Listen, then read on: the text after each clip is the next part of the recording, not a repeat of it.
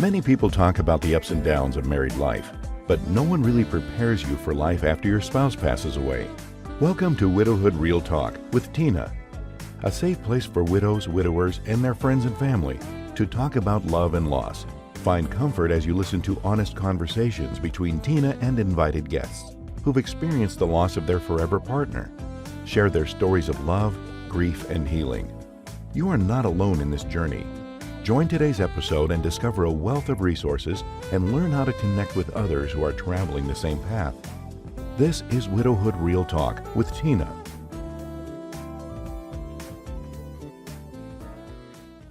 Hello, and here is my guest today, and I'll let her tell you a little bit about herself. I'm Isobelle Morrison. But you go by? Isabelle. So it's crazy because it depends. Okay. If you know me from college, it's Isabelle. Okay. And so my husband's family called me Izzy. Okay. So, and at home in South Carolina, everybody called me Belle. Wow, okay. I did not know. I knew about the Izzy. I didn't know. Okay. About the Belle. Okay. Yeah. So at home, if somebody called me Belle, it's like, oh, they know me from back. Like way. Mm-hmm. Okay. Yeah. So, The origin of Belle, that nickname, or? Just because my name is Isabelle. Okay. So they just call me Belle. And Belle means beautiful. Ooh, okay. Yeah. And where's home? You say back home? South Carolina. I'm originally from South Carolina. I moved here to Virginia in 87. Yes. Okay. Military spouse. Was married for 15 years, divorced. Okay. 3 kids. We have 3 children, but they're adults now. And then I met Freddie. Oh my God, we met in 2008. And Freddie is? Freddie is my husband that passed away. Okay. Yes. So Freddie met him in 2008, and it's crazy. We dated for almost 10 years. Wow. Yeah. So yeah, we dated for about 10 years, and it was a crazy kind of love. We lived together. He moved out. Then he moved out, moved back in. He moved out again. Gonna make sure he in out. Right. So he moved out, and then. So what was happening during those times? You moved out. I don't want you to go through it real fast. Okay. So let's back up a little bit. So I know, you 'cause came. I just jumped right. You did. I'm gonna bring you back just a little Okay, bit. yeah. So you moved here from the Carolinas. South Carolina. And how old were you then? About 18. 18. I was 18. A mom. We had our kids very quickly. You know. By 20, we had. By the time I turned 20, we had 3 kids. And what are those 3 children? My daughter's the oldest, Sheikah. Jay, his name is Elbert, but we call him Jay. He's so 37, 34, 32. Oh wow! And where are the children, and what are they doing now? Sheikah lives in Maryland. She's actually a psychiatrist. Really? Mm-hmm. And now, why is that important? Because I'm a therapist. There we go. I just want to tie that together. Right. So that's what she does. She works at Howard. She does ER. So anybody come into the ER with psychiatric issues, then she works with them. And then there's Jay, who's a soloist. He sells solar panels. Really? Yes. In this area? In this area. I'm going to have to talk to him about that because I'm kind of interested in the solar panels. Okay. Yeah, I'll let him know. And then there's Marcus, who's my youngest. He's a mechanic. Wow. And they are all doing what they want to do. Nice. You know, Sheikah knew at 5 that's what she wanted to be a doctor. 5 years old. 5 years old. Marcus, I think he was 2 changing a tire, and he's a mechanic. And Jay is like his mom. He's finding his way. Because you know, for me, I wanted to be a reporter, right? Really? Okay. I always wanted to be Barbara Walters because she did the nightly news. Oh. And I got married, had my kids, and I went to school and actually worked at a local TV station here. Really? Okay. Worked here, local station. In fact, I think I interned at 2 other stations, and then I worked at one of the stations. So that's like fulfilling a dream, like you did it. No, not quite. Ish, low key?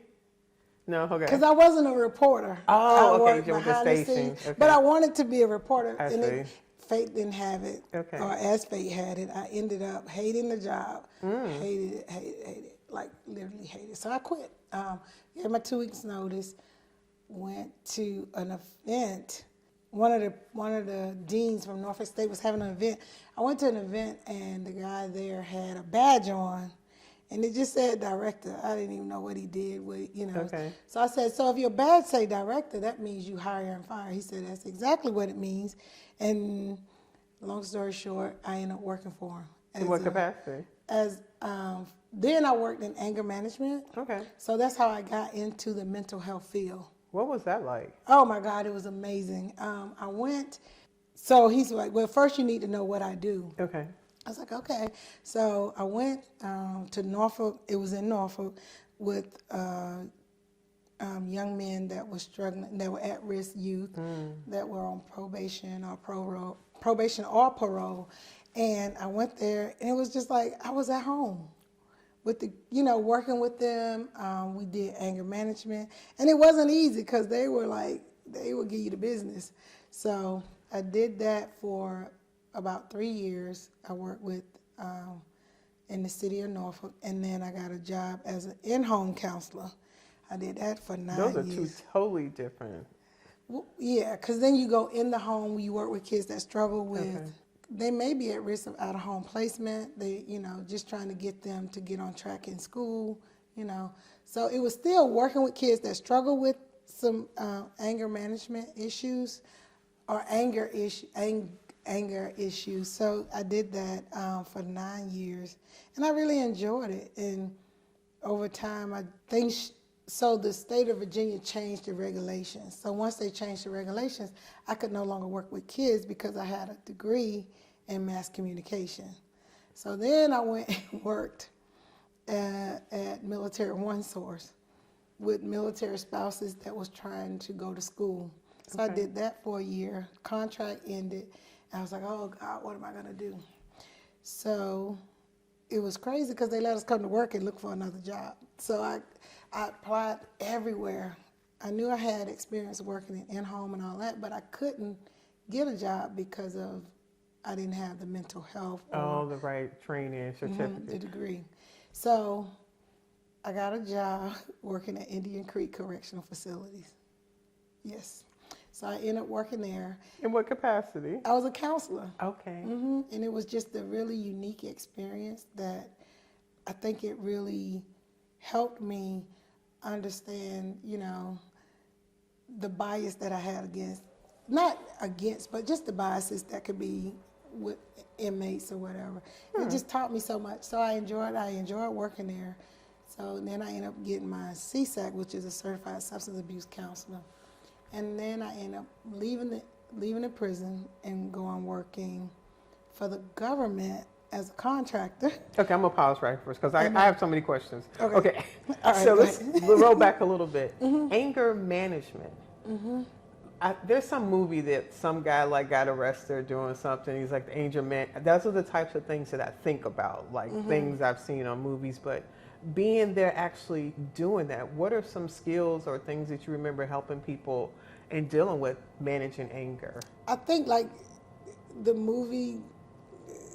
Not so much. I know. It's hard. That's what I was saying. That's why I started with what I know is that limitation. That's fake reality. I think it's really getting to what is causing the anger, because anger which is a secondary, you may hurt my feelings, so I get angry, right? So it's really about the feeling of being hurt versus me being angry. Okay. So the way I act it out is it comes off as screaming, yelling, and hollering, or whatever I do, busting walls or fighting or whatever. So really it was getting to the root cause of the anger. So that's what it looked like, really going in, understanding, what's really going on with you, So taking the time to listen. And some of them, they just wanted to be heard because their story have not been heard. So that's what it looked like, hearing them say, or validating what they're feeling. Okay. So validating, listening, hearing, those are some of the things. Those are really important things to think about. I never thought about anger being a secondary item because we're looking at what we see. We're looking at that activity, what that person is doing, and we don't always have the opportunity to pause and think about what's causing it. Yeah, we don't. Huh. Because if I see you acting out, if I see a grown person acting out in the grocery store, I'm thinking, you know, well, not for me because I understand it, but for you, I'm sure it would be. Trying to go to the next aisle is what I'm trying to do. I'm not trying to be in that Walmart video. I'm trying to be over there. You know, but when I see it, it's like I wonder what's really going on with them. You know, understanding where they are. And as we're having this conversation about grief and our spouses, it just makes me also think that anger management that we have to do. Some people may get angry in this process, rightfully so, but that is a secondary effect, like you're saying, of the spouse passing. And just the importance of having somebody be there with you on a professional level to work through that. Right. Wow. That's, I mean, 100% correct, because when you said that, I could think of some of the days I was just angry. Right. You know, and really I was just disappointed and hurt, scared, you know, just a lot of emotions during that time. And even today, you know, because, you know. And it's how many years? It's 2 years. Just 2 years. February 7th made 2 years. So, yeah, I could still be angry. And it's just crazy because I could be happy and then it's just like the switch goes off. We should have brought your emotional wheel to show that and talk about the reality of what that is. Now, so you mentioned what you see now when you may see somebody angry in a grocery store. What were some of the biases working in the correctional facility that you overcame? I think for me, it was they were criminals. Okay. And I didn't humanize them. And then working in the prison, it was just like, they're human. At the end of the day, you know, I think about some things that I've done in life. I could be in jail, you know, and it's only grace that kept me not being locked up. How did that, did that impact the way you started the job versus when you left that job as far as how you engage people? Yes, because then it's, you know what, they're just, and engaging anyone. You know, when I see people, you know, with Facebook and I see, you know, they acting out on Facebook or they fighting or whatever, they're human first. Right. This is a behavior. What they're doing is a behavior, you know. So I see the human part of them first. I don't condone the behavior. Correct. But I do just see the human. Like, really, even in the book Oprah wrote, What Happened to You? You know, that's where I go now. It's like, I wonder what's really going on over there. Now, what is the book and who is the author? Oprah, What Happened to You? Okay. I have it I have the copy, but I think it's just Okay. Yeah, but I, you know, really just understanding like it's deeper than the I. So how do we get to that? How do we see each other deeper than just past that? What's the behavior is? How have you found, or how would I, just not a clinician or something in that field, be able to just retrospectively see somebody past just what's showing up? I think empathy. You know, if I can just show some empathy or understanding or patience or even grace, you know, because it's so easy to judge. It is. You know, it's just so easy to be judgmental. So for me, I'll just take a pause and just say, you know what, they are truly having a bad. That's what their bad day look like. That's you know, fair. Just being empathetic and realizing like this is how they express themselves, which is easier said than done. Right. Because it's easy to criticize. You know, it's almost natural just to do that first versus putting in the work to try to meet somebody where they're at. True. Yeah. Because I know going through my process with Fred, some days because I still work for a period, and some days I'm like, I don't want to be at work. I don't want to talk to people. I don't want to hear your problems because I got all this stuff at home going on.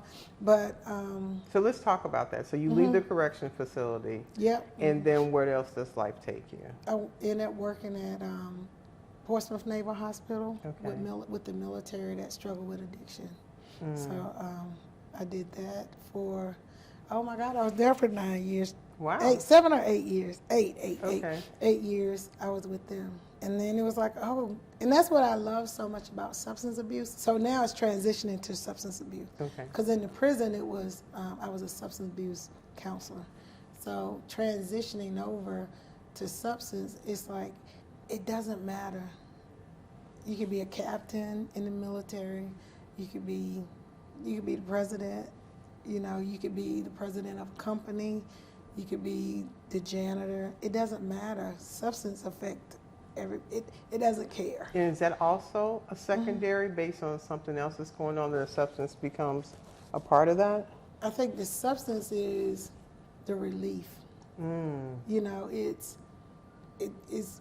So I think a lot of people, you know, when you think about substance, it's easy to say, well, why would she do that to herself? Why would he do that to himself? But the substance, you know, I think about Freddie, and when he was here, you know, a lot, going through what he was going through, I was eating more, you know, or some days it was drinking, you know, some days it was on Amazon. I always had Retail boxes. therapy. Right. So that's the substance, because it took that moment of, it gave me just a moment of gratification. Okay. It gave me a sense of, I have some control.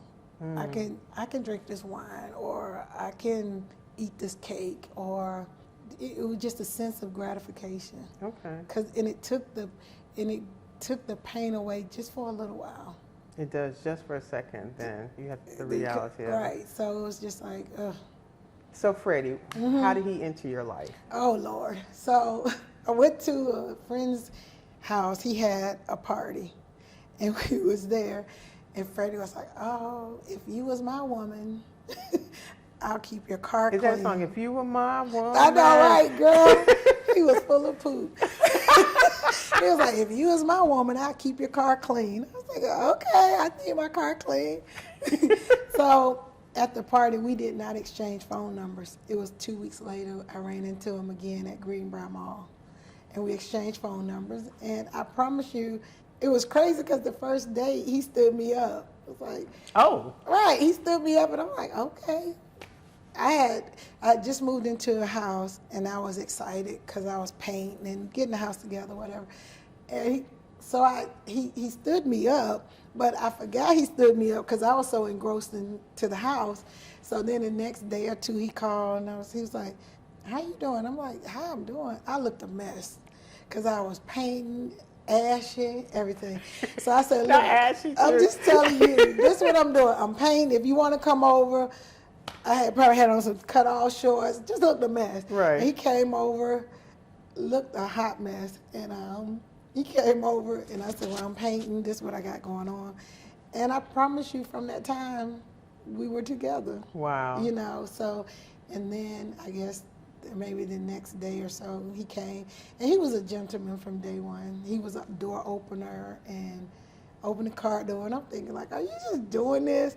But it was him. And when I realized I really was into him, he went home for the holidays, and my favorite is pound cake. Okay. And he came back, his family, they're bakers. Now, where was home for him? North Carolina. Okay. So he went home for Thanksgiving or something, and he came back with a pound cake. All you gotta do is He had your heart right there. All you gotta do is feed me. So I was like, oh wow. So, you know, very thoughtful. If you have a conversation, we would have conversations. And I remember that year we met, he bought me a bag, a purse. And we were talking, we were in the mall, maybe 3 or 4 months later. We were in the mall, and he bought the purse for my birthday, which is in July. And we were just talking one day. We had gone to Greenbrier Mall, and we were in there shopping. And he was like, oh, does wallet match your purse? I was like, oh, it does. For Christmas that year, he bought the wallet. He remembered, and those were the things, like he would. Attention to detail there. Freddie would mail my Valentine gifts to the house. I mean, not gifts, but cards. So I would get my cards in the mail. And the first year he did that, I was like, oh my God, He loves me. Aw. So yeah, he would mail them to the house. That is sweet. I've never heard of anybody getting that. Now you guys are together, and he's He would wow. mail them to the house, and I was just like, wow. Now that don't neglect the fact that we still had some other stuff too. You know, he get on my nerves. You're not married with somebody living and they don't get on your nerves. That's how it is. But you know, we had the friendship that we had is crazy. Like now, I'm just thinking like, wow, he was that to me. Oh my God, he was this to me. What you was know? it? Or you know, like I think about, I didn't have to pump gas for my car. I see. And I got this thing, I don't like to take out trash. I didn't have to take out trash. I hate Tuesday nights because I got to take out trash. But, you know, those things, you know, the trash, he would take the trash out. He went to the grocery store. And it's just like, if you go to my refrigerator, I don't have groceries.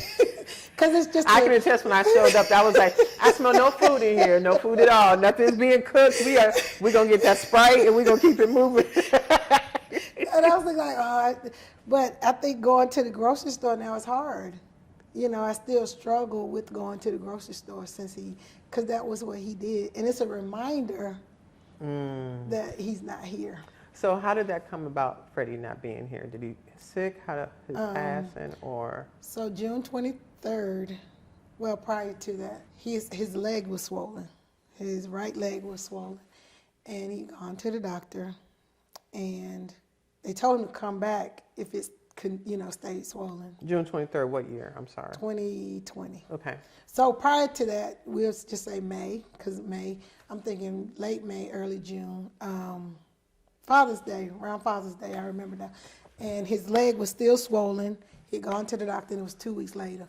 And it was Father's Day weekend, and Sheikah was home. And she said, Mr. Freddie's leg is swollen. I was like, yeah, I know, I mean, it's swollen. She was like, Mom, he should go get that checked out. It could be a blood clot. And I was like, are you just doing your job at the house now? So, so she was like, Mom, he really should get it checked out. So she went and she talked to him. And long story short, he ended up going June 23rd. They took, we were living in Williamsburg. And sure enough, it was a blood clot. And they diagnosed him with stage 4 pancreatic cancer. Devastating. Yeah. Were you there with him when they told him that? So it was COVID.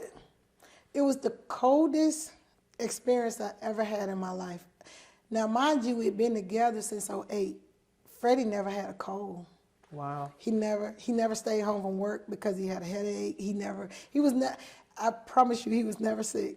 Never anything. And so he went to the hospital. And the doctor told us to come in the, for me to come in the room because at this time it's COVID, so I couldn't go in the room, but because of the urgency of it, they had me come in the room, and the doctor had a screen. Literally, she was not in the room with us. She was on a screen. Oh my! So you two are in a room, and the He's doctor. in the hospital bed. I'm sitting beside him, and she's on a screen. A computer screen. She's on a computer screen.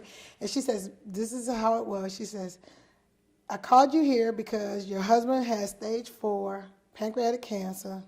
Boom, just right there. Right there. So now Freddie's mom died from pancreatic cancer. So it's like, he has what? So then she said, do you need some time? And I'm like, so we both sitting there looking like, Yeah. Yeah. You're trying to process this. Yes. There was no. And she went off screen, just like that. She went off the screen, and he was laying in the bed, and I'm sitting looking like you're looking right now, like, right. No one came in. No one passed forward talking about what the options are. So then I got to leave because we're COVID. So I couldn't stay in the hospital. It was just for me to get the information. So now I'm like, I can't stay with them. So I went home. We had rocking chairs. And I just sat in the rocking chair and was like, what does this mean? Yeah. And the worst thing is Google. Yes. Oh. Because now I'm Googling, like. Everything. Yeah. Did you remember if you even slept that evening? What that looked No, like? I didn't. I just laid in the bed and I just laid there. Because it's just like, and I remember calling his phone and he didn't answer. Because I'm sure for him, because I'm trying to think, like, what is it like for him to be, it's one thing for me to hear it, but this is you, this is Freddie. So he stayed in the hospital for 3 days. And then he came home that Saturday and we were sitting on the porch.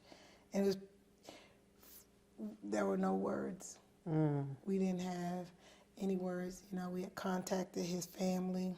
It was just too much. Now, were you calling him or was he calling? I called. Okay. That must have been some very difficult So what I conversation. did to make it easy, I think maybe his sister, I called her. I don't even remember the conversation. And I do remember sending a text. I did a family text. You always hate doing those, but I don't like receiving that. But when you have to give that information, it's so painful, Right. to have to have that conversation over and over and over. So to be able to share that information all at once is easier for the person that has to do it. Because then they all start calling, and then it was just like you just repeating. And then did I say this? And then it was like, oh, I thought I told you. Oh, I didn't tell you. And then they got to call the friends. Oh, yeah, And I was like, and so at one point I just had one friend with his guy friends. I was just like, you just be the person of contact. Okay. So then you can share, and it was too much. It is. It's just like, it's too much. It was too much. So that's July 2020. What happens going forward from there? So it was June. I'm sorry, June. June, and then she said, go home. The doctor told us to go home and eat because you're going to need your strength for chemo, And Freddie went home and went to bed. That was it, Did he do chemo or are you saying? He did chemo. Okay. He went home, but there was no fight. It got zapped that day with the lady in the screen. He passed away February 7th, but he died June 23rd. For me, it was like the life left him. And I was very angry with him because I'm like, you got to fight, Freddie.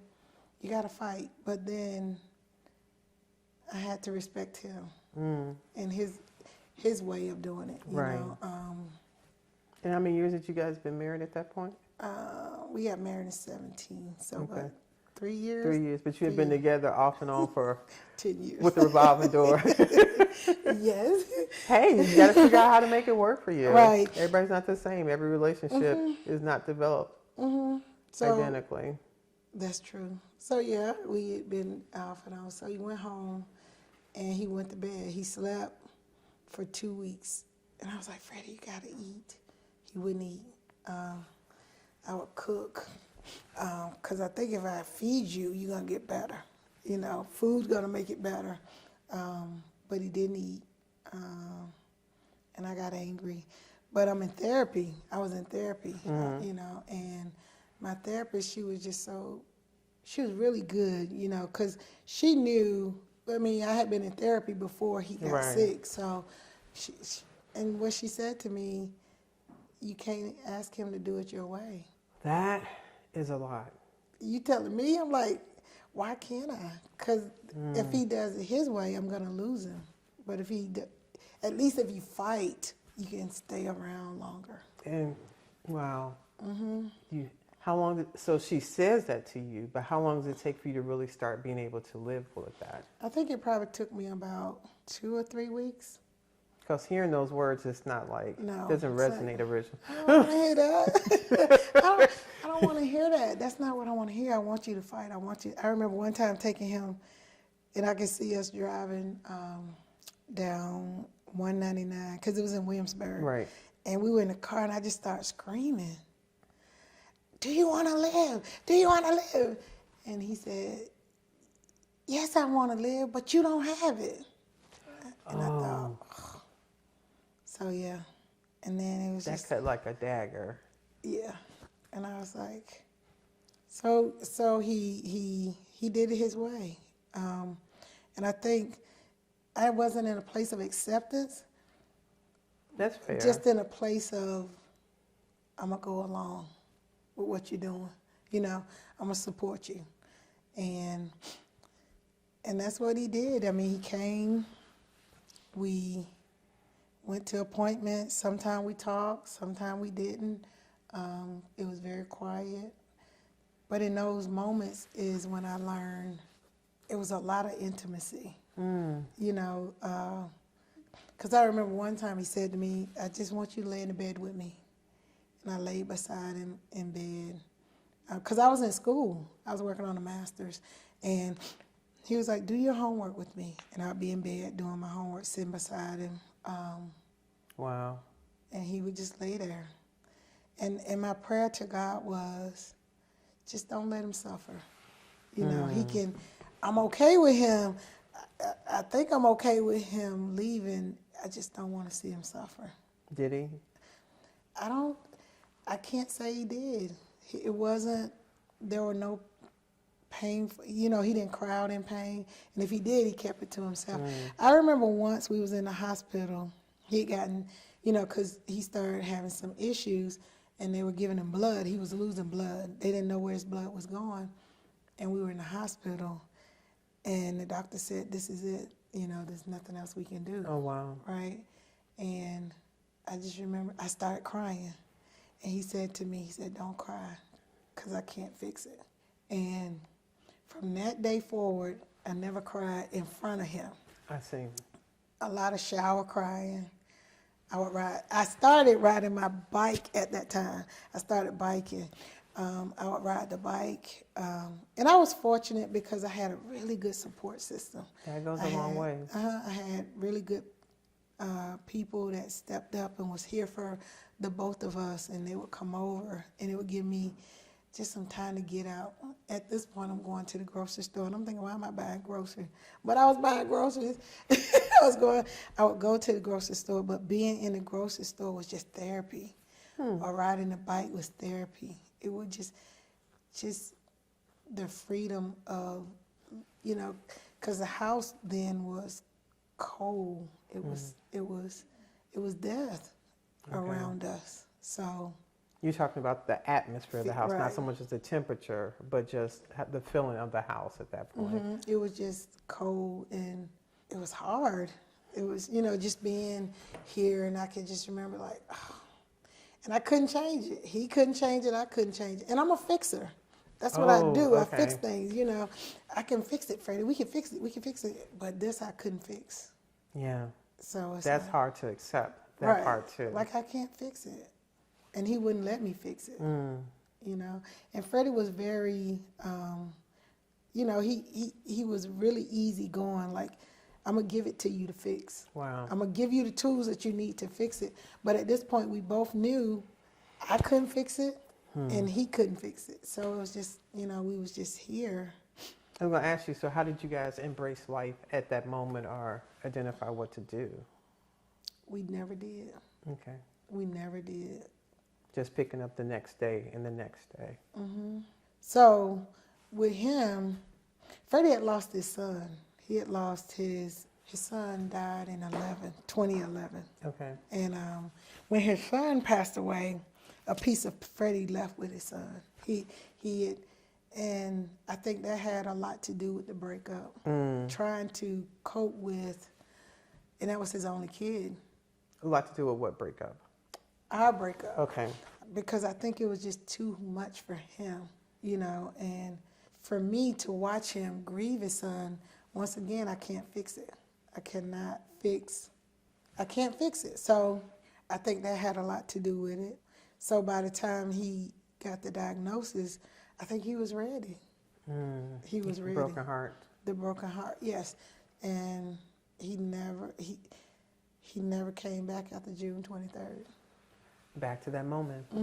It was, you know, he spent most of his time on the couch and he didn't watch TV. Oh. He did, you know, the house was completely quiet. So now it's like, you're loud. I hear, what are you doing? And I'm like, how do you live, you know? But for me, it was, I want to make him good. Oh, for sure. So I'm going to tiptoe around the house. I'm going to tiptoe. So that's what I did. I allowed Freddie to live it out the way he wanted it.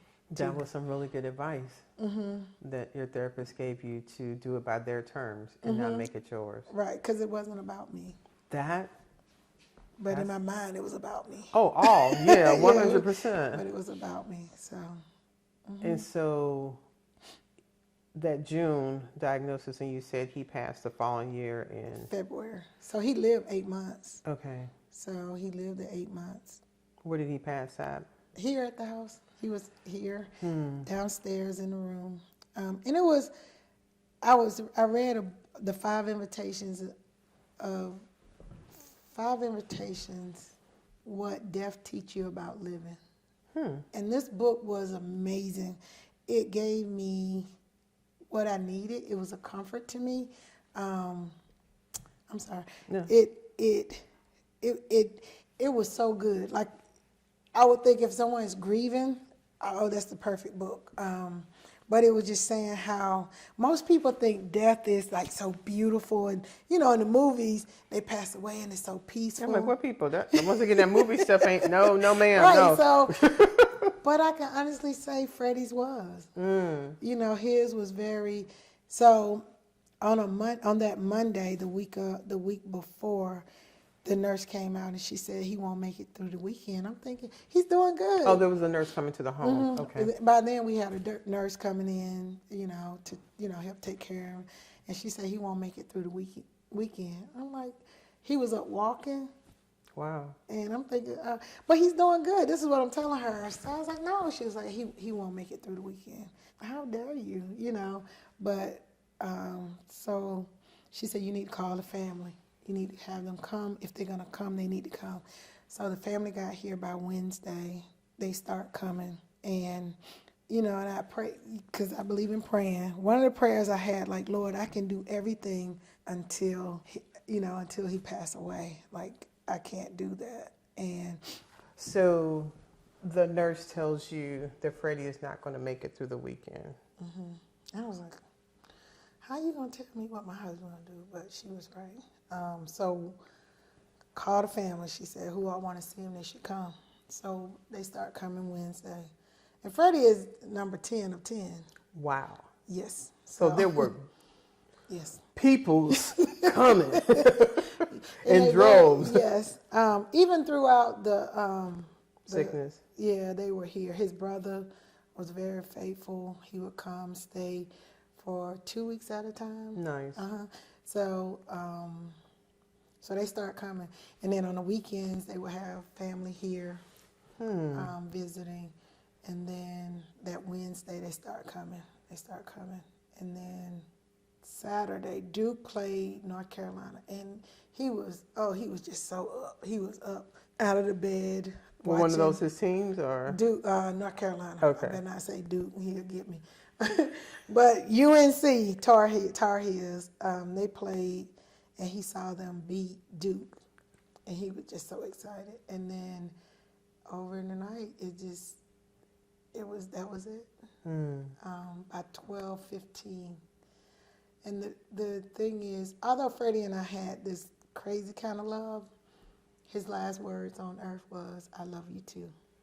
And I'm really grateful.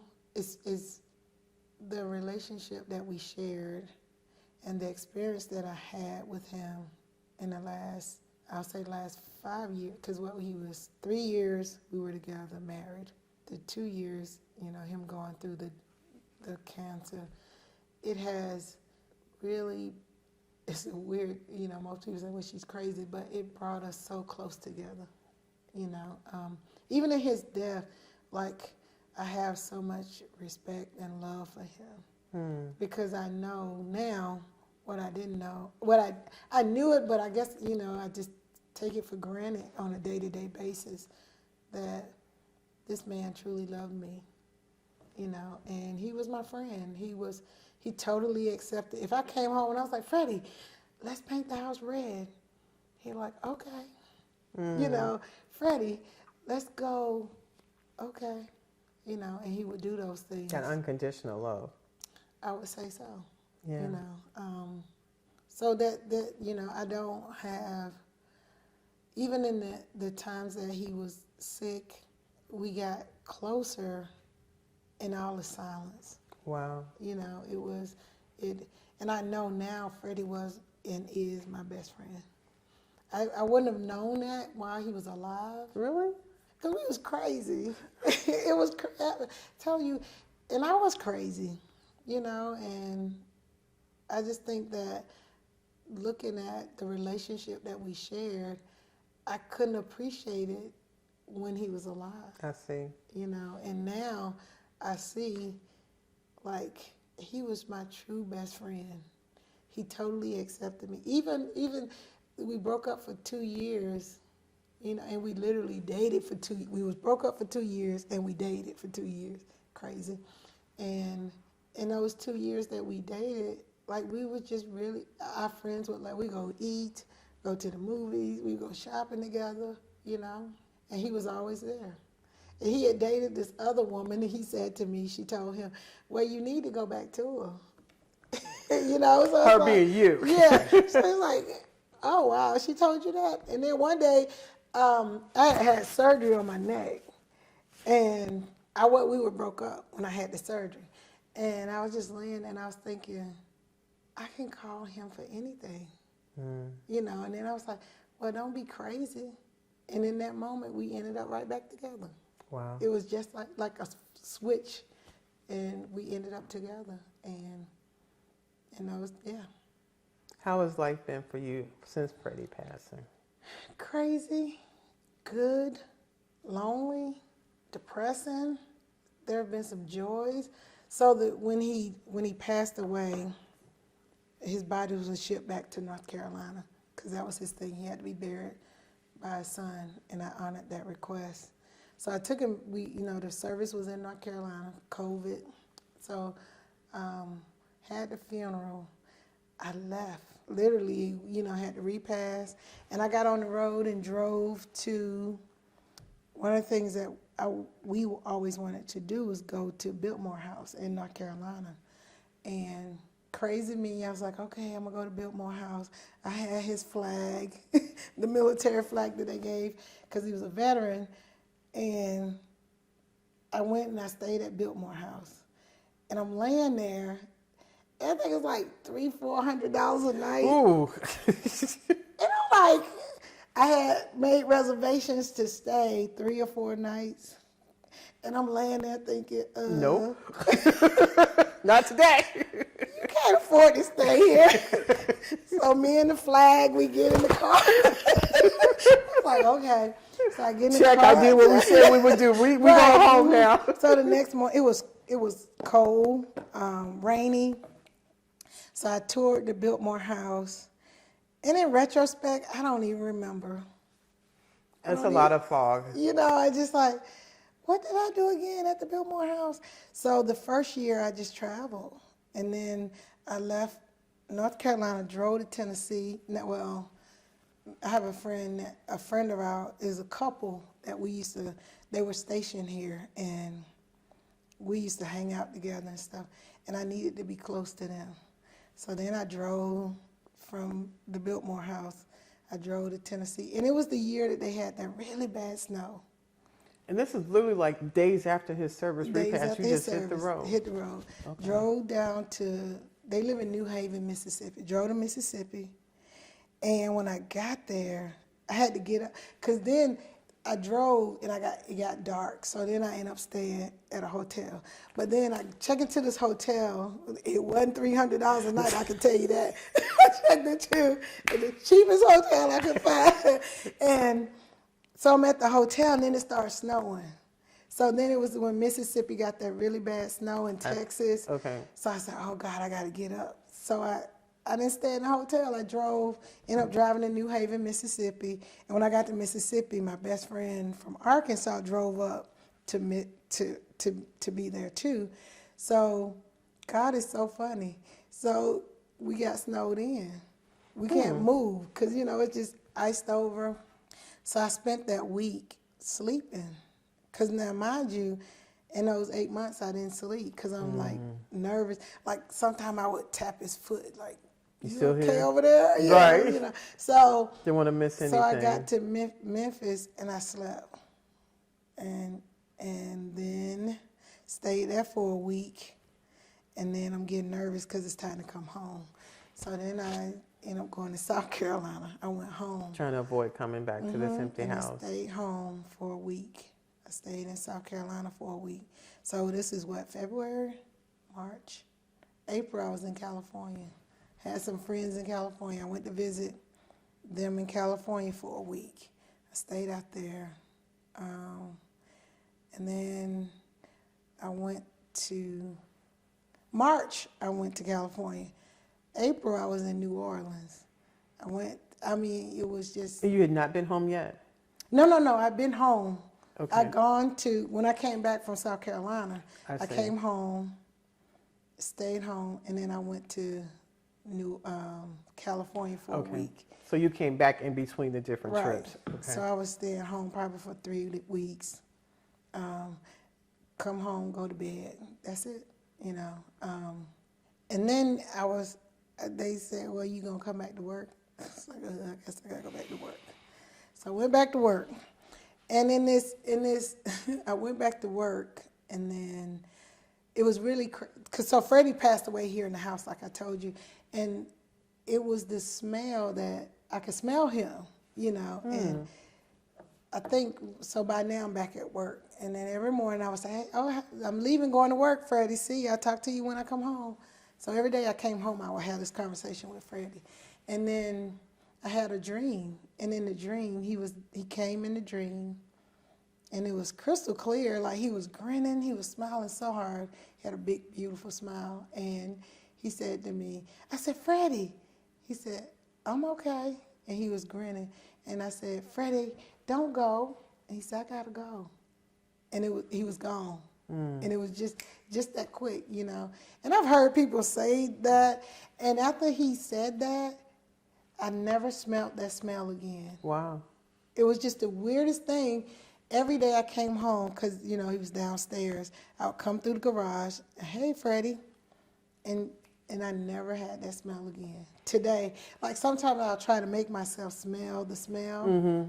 I don't have it. It's not here. I remember when Mark passed and I was in our bedroom and people would tell me about dreams and different stuff, and that wasn't something I experienced a lot of, but I was making the bed and I walked on his side, and when I walked just past it, it was like I smelt him. It felt like I walked right through like where he was. Wow.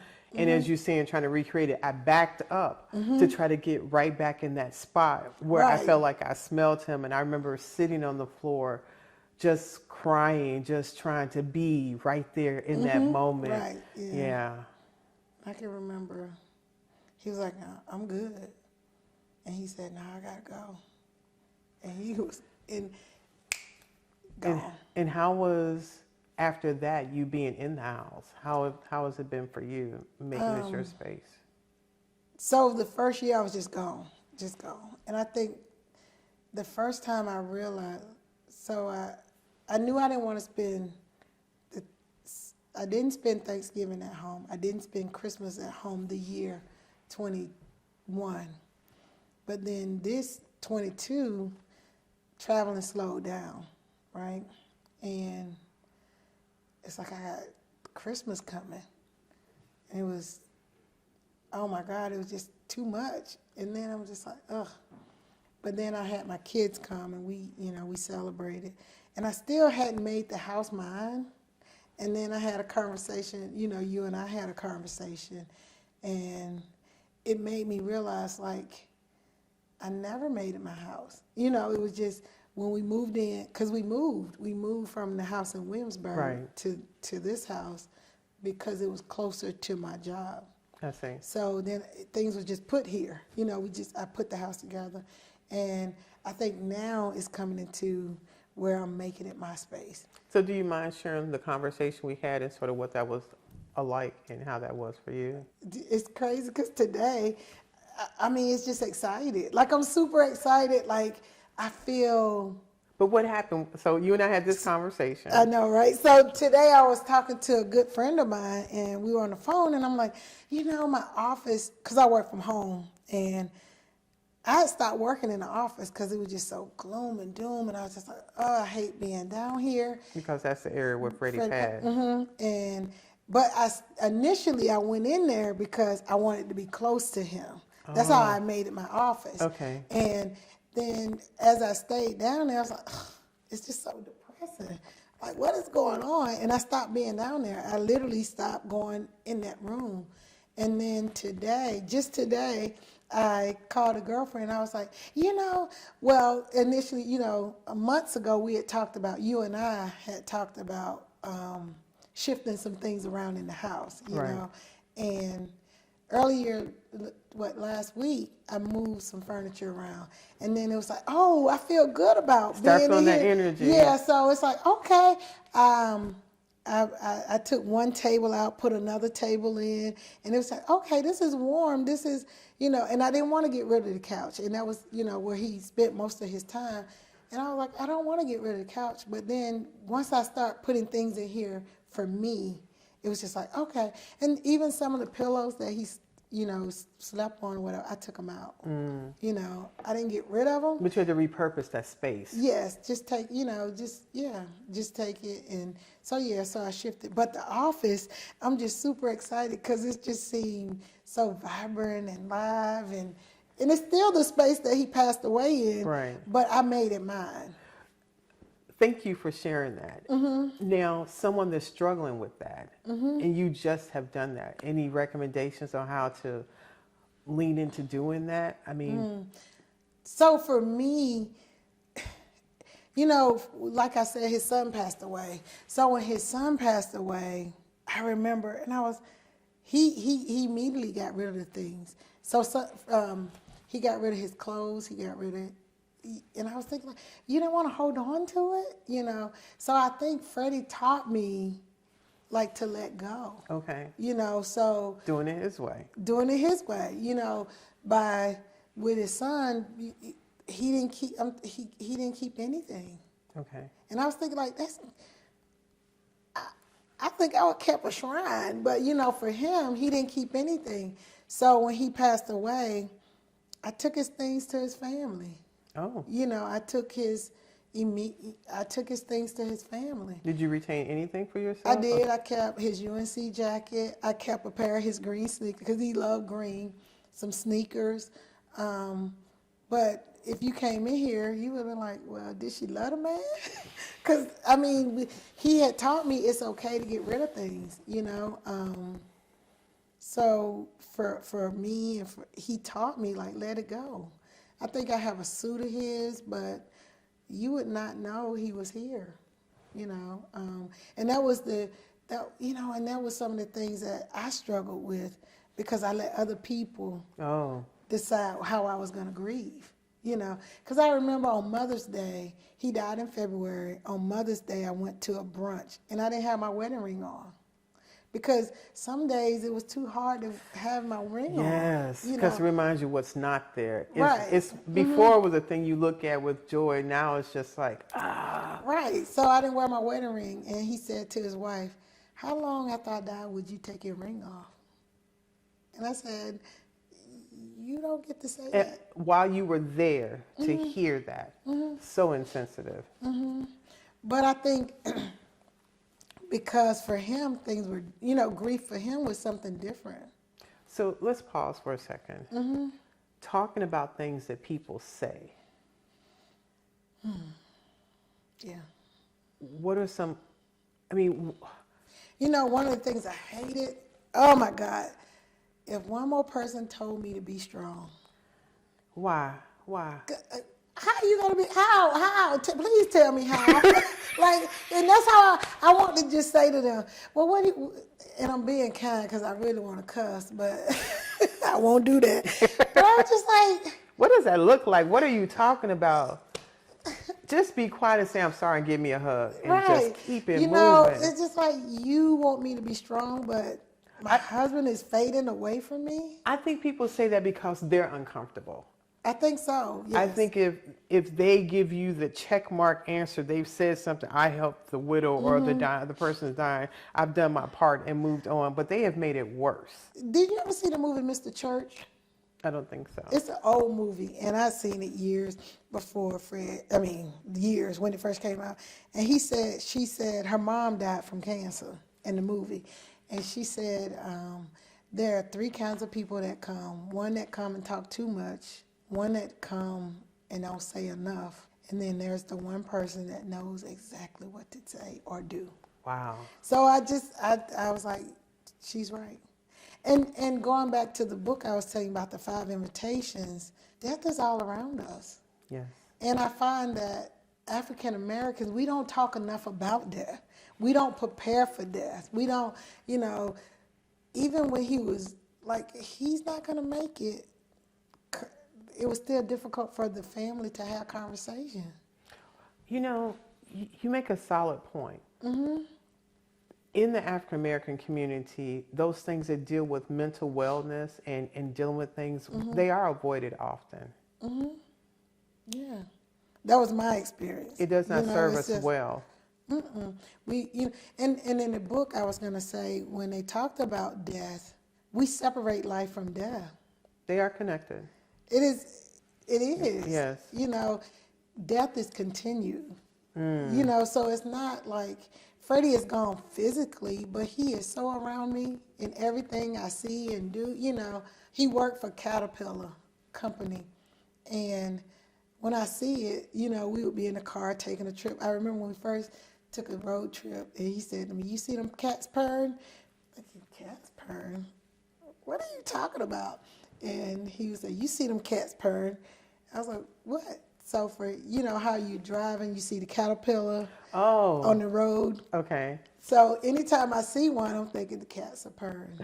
What up, Freddie? Nice. And I've gone to Africa, I saw the cats purring. I've gone to Cuba, the cats were purring.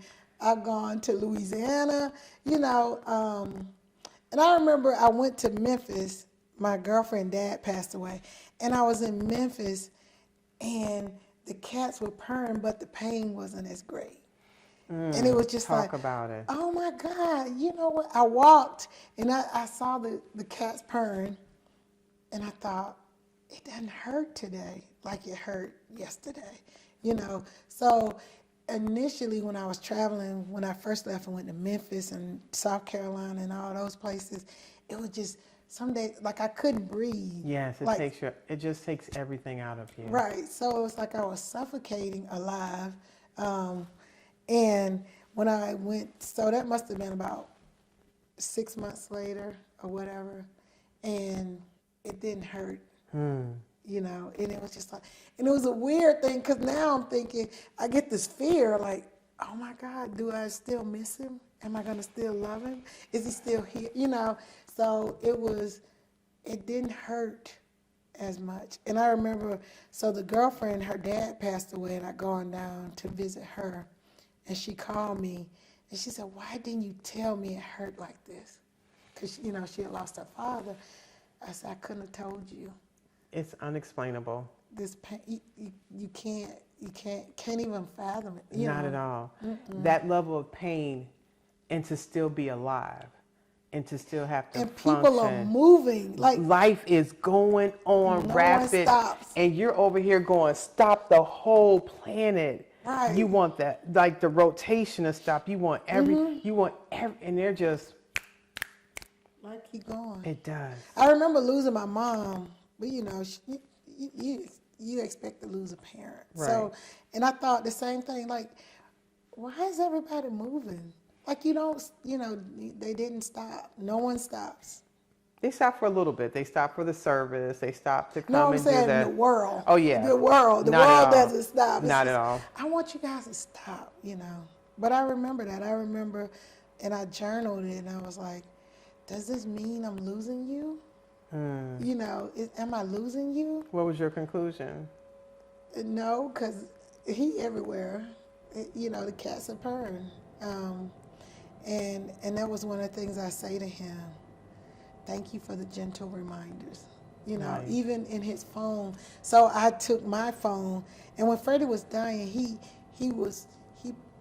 did everything. He, you know, like Freddie know I'm not gonna buy a phone because I'm cheap. So he went and bought a new phone, and I was like, why are you spending this money on this stuff you don't, you know? He bought a new phone, he bought new iPods, anything in the house that he thought I would need, he did it. He took care of those things. And so when he died, I kept his phone. I kept his phone on for about 6 months. Wow. Like he was gonna call or something. What was it about the phone that made you just keep it? Because Freddie was really, he loved this phone. He had got the new, is it the new 12? Whatever it was at that time. Yeah, he Right. had gotten a new phone, and he really loved this phone. And he kept it close to him. And for me, it was like the closest thing to him. I see. You know, so I kept the phone on. And Did you ever call it, listen to him answering it? so the craziest thing, no, I never call his phone. Because, you know, nobody do voicemail anymore. Oh, okay. I So- remember calling Mark's phone and listening to him. To the voice. Well, yes. So I listen to videos. I still Oh. listen to videos of him. But what I do now is I call his phone. And so a guy has his number. Oh, I remember the first time calling Mark's phone. I was like, oh, somebody answered it. Oh, my gosh. Yeah. Yes. Like, you're not supposed to answer, but yeah. Right. But, you know, so his phone, so then I transferred it to my number. Right. But all his stuff is still programmed in the phone. Like everything UNC comes up on his phone. So throughout the day, I get these little UNC, like they may play Duke or whatever team. And he has everything, tennis, soccer, swim team, whatever, it's on his phone. So every day when I get those, I was like, it's just a gentle reminder of you, you know. It's just a gentle reminder. And I agree that, you know, the death is just the physical body. And we was talking about, you know, so then the family came and they were all here, and we, you know, we celebrated him, and, you know, and his death wasn't painful. It was very peaceful, and it was just amazing because God had everything I needed and Freddie needed in place. From, you know, like I said, for me, I have this thing about bodies. Like once you pass away, I don't want to see a body, right? And when he passed, I was thinking, Lord, what are we going to do? How am I going to, because you got to, you know, once they pass, then you call the people and then they come get him. Oh, because he's at the house. Right? Yes. So, but God was so good to us that his niece, she's a hospice, that's what she does. Wow. So everything, you know, before Freddie got sick, I'll say this, before he got sick, for some reason, the song by Smokey Norfolk, I know the Lord will make a way. And I would play that song every single day. And he would say, why are you always playing that song? I said, I don't know, I just love this song. And I promise you, everything that we needed in those 8 months, all I had to do was think about it. Wow. And it was there. I mean, literally to the food. Like sometimes I could say, oh, I want some fish. And I remember one of his friends came over with fish, you know. That is bittersweet. You know, and it's, and now I know, and sometimes things get hard, like I miss him and it's get crazy. And I just remind myself, everything you have, everything you need, you have it. If you need to get up today and just be a little push, it's there for you. You know, and the thing too I had to learn was to ask for help. You know, so then I would solicit people for different things, and that was difficult for me because I don't ask for help. You know, but I started asking, hey, can you do this? Will you do this? Oh, I need this, and people honored my, you know, in doing that, and so I've grown since that time. I've learned that my needs are important. While Freddie is passing, I still have some needs that I need to be healthy, so that I can be healthy for him, you know, if it meant taking a bike ride. You know, where some people may say, well, why would you leave and go ride a bike? That's selfish. But this is what I need to survive. And Freddie needed me to do that, you know, because he needed to know I was going to be okay, you know. And he Do you told still bike ride? I still bike, not as much. I start walking more. Okay. I don't know what that's about, but I enjoyed just being out, a hike, bike, travel, and living. You know, and it doesn't mean because I'm living, I'm not grieving. Circle back to something you said when the pain was gone. And the question in your mind instantly, does that mean I don't miss him or love him anymore? Right. It's interesting that we wrestle with that. Like if we don't have that pain, if we don't have that inconvenience, if I'm laughing or smiling, or heck, if you're dating, to think that you do not still miss that person, they do not reconcile with each other. Right. And I think it's the story I told myself. Oh, okay. You know, or going back to other things that people program and put in your head and say. Right. Because how long am I supposed to do this? How long am I supposed to live and not thrive, just being existing? Because as much as people say this to you, they'll say, well, you know, you got to live. No one wants a person coming around grieving all the time, if we honest, you know, because it's like, oh, Lord, I don't know what to say to her. I don't know what. Because what I find, I think people struggle with loss, you know. So what do I say to a woman that just lost her husband?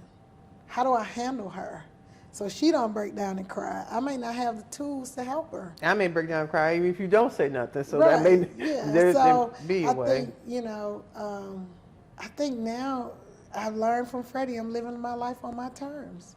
If it means I want to date, I'm going to date. If it means I want to cry, I'm going to cry. If it means I'm going to go and travel, I ain't spending $300 a night for that hotel. But, you know, I think that is what he gave me permission to do. That must provide some peace with that permission, and to be able to do that. Yeah. And I went on a date. I dated. Girl with a wedding ring on. I was thinking like, what? Really? You gonna? I went with a wedding ring on. You know, and then that said to me, what are you doing? Not ready yet. Not ready yet. So I came on back home. Did you stand the guy up like it didn't even work, or? No, I wore the wedding ring. Okay. He said, are you married? I said, no, I'm not married. He said, why you got a wedding ring? I was like, oh, why do I have on? More importantly, why I'm on this date? if I wear a wedding ring, why am I? But yeah, so. So you said you've gotten stronger. What are some things, or what have some things you've learned about Isabelle in this process? Oh my God, so much stuff. I'm resilient. I've told myself things I couldn't do. I can do them. You can take out the trash. It did not smell in here. Wait, slow down. They don't want to take the trash out. I know what you're doing. I can take the trash out. I can take the trash out. You know, Freddie he did a lot for me as far as helping me understand my self-worth. You know, like I said, I married at 18 and I was a kid. So that relationship was more controlled. And that was my reason for exiting the relationship. So I never knew my own self-worth. So I think now I realize, like, I'm important. It's okay to want some things, you know. And I realized, like, I never really asked for things. I allow people to tell me. Okay. You know, impose what they want on me. I'm not doing that anymore. You definitely have your own voice now. Yes, I have my own voice, and it's okay. You know, even with dating, like, there's some things I'm just not gonna do. Cause Freddie has made a way for me. You know, he has taught me my self-worth. Nice. You know, you're important, and he treated me very well. He has set the standard. So I'm not going, honey. Ain't going backwards. Right. You know, I was talking to a guy. He said to me, I was like, you know, I would have a cleaning lady. Like, that's important to me. I'm going to have someone come in and clean. If I got to work an extra hour, but I am that person. Okay. He said, you clean your own house. Prior to, I think, the relationship with Freddie and going through the things I went through with him, I would have been like, oh, okay.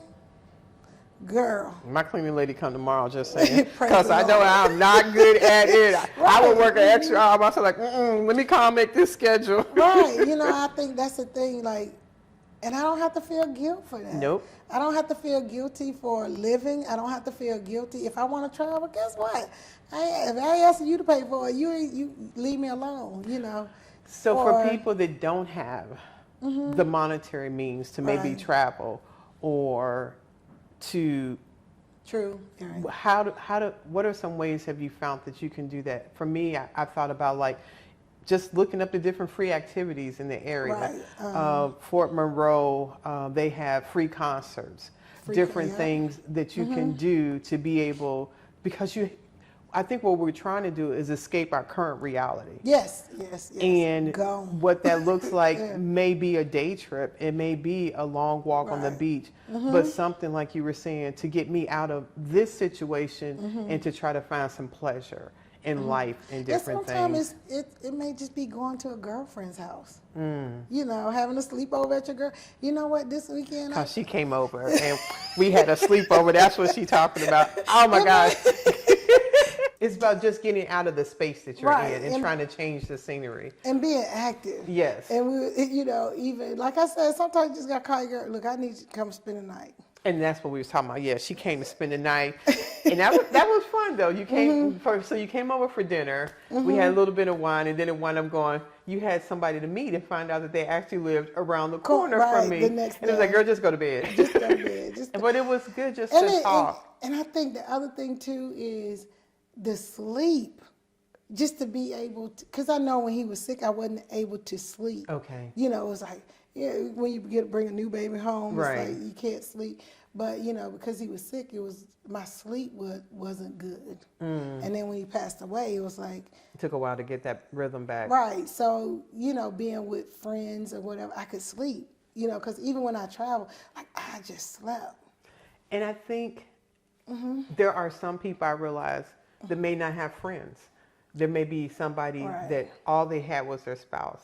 So as they listen to this discussion, being part of this widowhood, they're kind of connecting with other people. Right. So whether they're listening going, okay, I'm Isabelle, I'm that person, I can relate to that, to know that they're not alone in this conversation and why we're exactly doing this, to make sure that people realize that a lot of things that you're experiencing in losing a loved one, it is similar, like your girlfriend saying, why didn't you call to tell me that it was this painful? Yeah, I'm like, but if you're listening to this at 2 o'clock in the morning or whenever it is you can't sleep, is going, it is this is what it looks like. This is what it looks like, yeah. Because no one could have told me. At all. No one, you can't prepare for it. You cannot. Even if you know, like we knew it was going to happen, but there was no purpose. It was nothing I could do. It was nothing he could do.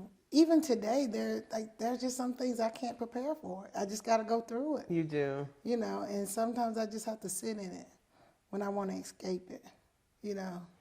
Can you actually escape it? Because I feel like when you try, eventually it will show up. You try to run around in different things, but it eventually needs to, it deals with us, or we need to deal with it. Right. I think, you know, earlier you talked about the substance. You said it wasn't secondary. So if I choose to drink, it knows how to swim. We're talking excessive, like you're trying to numb out, not just a glass of wine every now and then, like really to a point it becomes abusive. Right. God bless you. But I think, but I'm just saying, so I'm learning to sit in it. You know, like some days it can be painful, but I sit in it. You know, if I need to cry, I allow myself to cry. Because I'm a mascot, which means I laugh and I joke a lot. Even when it hurts, I'm laughing and joking. So now I'm learning, like, it can hurt and I don't have to laugh and joke. I can just feel the pain. Absolutely. Because when I don't allow myself to feel the pain, as you said, it's coming back, and it may come back with a vengeance. Yes. You know, so now I allow myself, I carry around a little book, and it's my feeling journal. Okay. So I write down what I'm feeling. You know, if I feel sad, I write it down. If I feel, because what I've learned is our emotions go by so fast that I don't give it the attention that it needs. So then by the time it gets to a level of 1,000, it's like... Oh, so you're capturing like when the onset, the feelings, and then how it, impact me. If it's a good feeling, if it's a negative feeling, if it's just I'll put in my journal, blah, Okay. So I allow myself to, and then at night, I'm in bed, I'll take it out and I'll look at it.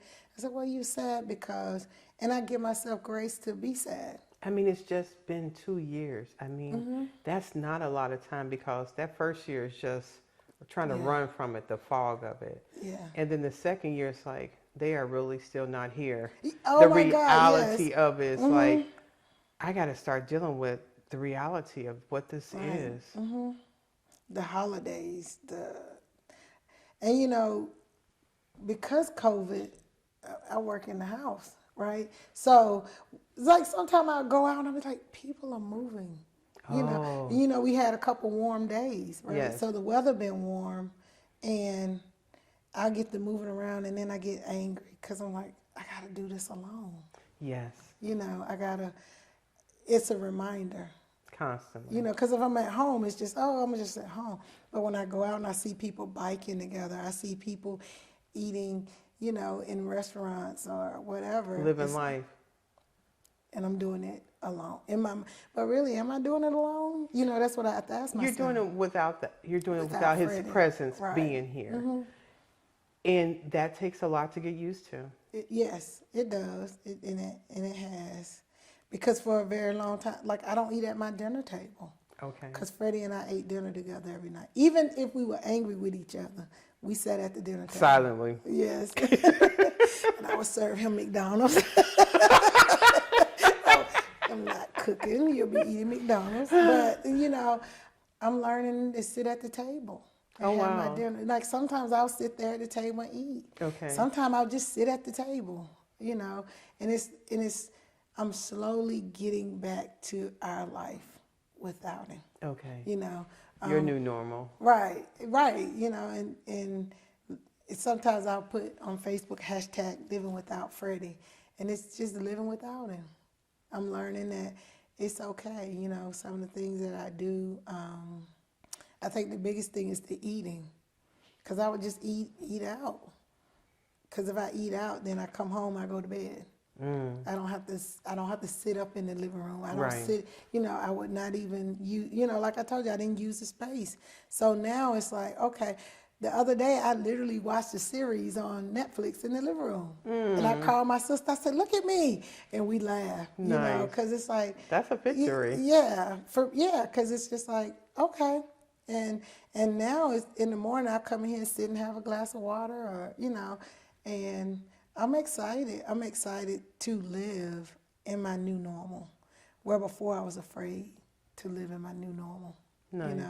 So I think that's the part of me learning that I do have a place. Nice. Because death is hard. It's not easy, and I'm not gonna pretend like I'm. Oh gosh, no. Because it's not easy. This is hard. It's step by step, moment by moment.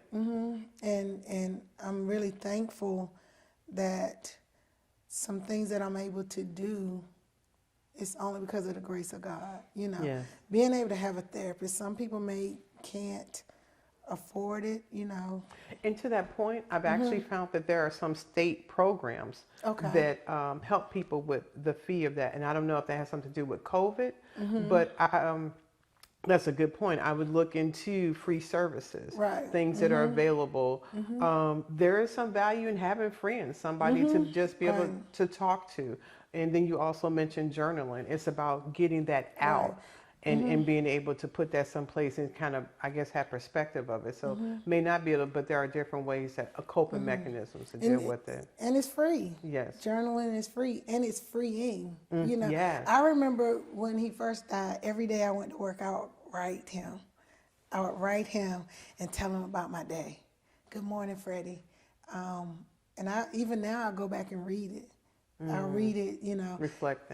Just reading what I wrote to him. This is what happened. And, we had grandkids, and just telling him about the grandkids. You're not going to believe this. Or, telling him stories. She gets pregnant. Or, so Because that was the person you told everything to. Everything, and yeah. instantly they're gone. He didn't want to hear it, but I told him. But dealing with not being able to say their name, to be able to share life experiences, and you have to be able to do that. Right. So that's a freebie. You know, it doesn't cost you anything to just write. Yes. You know, and if you don't write, because most people, you know, you have your phone. You could do a video chat. Okay. On the phone. You could journal on your phone. Yes. You know, but for me, I'm a writer. I love to write, so I write. I do a lot of writing. Or you can act it out. Whatever your thing is, you know. But to free yourself. Because I find the more I release, the less pressure it is. It is. You know, so it's not as painful. Right. But there are some days when it's hard for me to get out of bed. And when it's hard for me to get out of bed, I allow myself to stay in bed. And thank you for sharing that.